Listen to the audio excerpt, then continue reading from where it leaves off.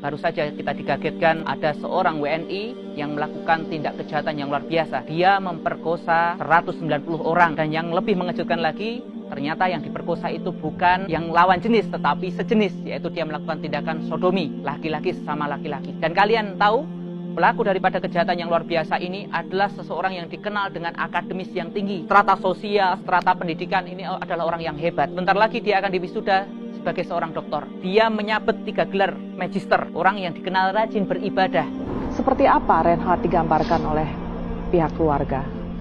Ya, penggambaran dari pihak keluarga kepada tim KBRI, seseorang yang baik-baik saja, rajin beribadah. Dan saking besarnya kasus ini, oleh hakim dia dianggap sebagai predator seksual setan. It's an absolutely unprecedented case.